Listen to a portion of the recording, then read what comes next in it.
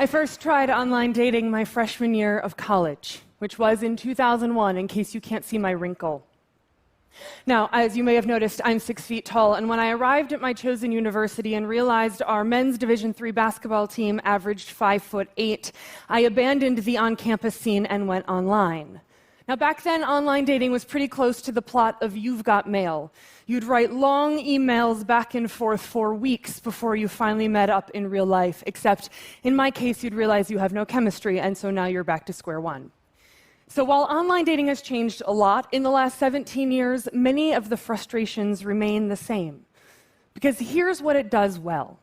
It broadens your pool of potential dates beyond your existing social and professional circles. And here's what it doesn't do well. Literally everything else. A few things you should know about me.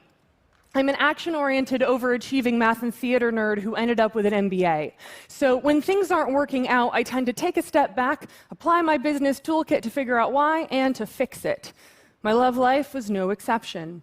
The summer before I turned 30, I took myself on a relationship offsite, which means I went camping solo in Maine for a week to do a retro on my track record of mediocre relationships. Because the thing was, I knew what I wanted in a partner. Kindness, curiosity, empathy, a sense of purpose. And yet here's what I chose for online. Ivy League degree, 6 feet or taller, lives within 12 subway stops of me.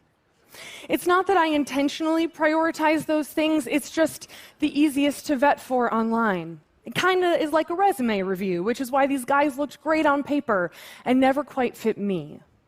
So when I went back online in the spring of 2016, I decided to re-engineer the process through some classic business tools. First, I went to OkCupid because I wanted to avoid the gamification of swipe-based apps, and also because I wanted a writing sample. Next, I set up a sales funnel, throwing out any sense of my type and instead defining the criteria that would qualify a lead. An inbound message had to do 3 things. It had to be written in complete sentences and with good grammar.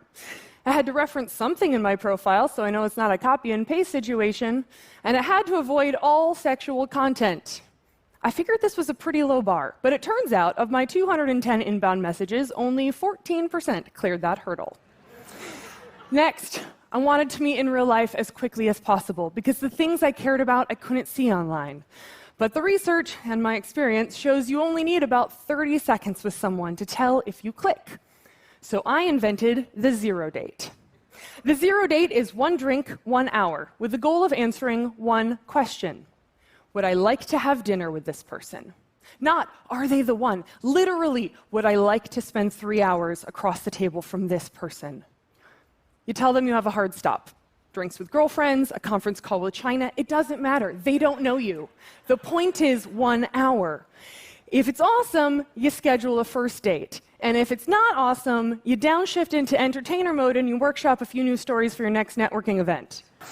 The zero date also gave me a chance to see how they responded to me asking them out. I figured not everyone would dig my moxie, and I was right.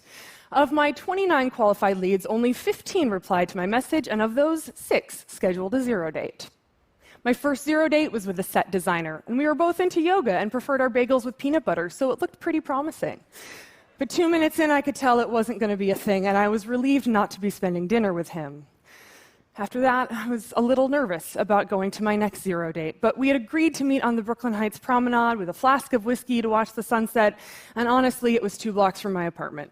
At some point in the evening, our zero date became a first date. And 2 years later, we have a washer, dryer, and 2 houseplants together.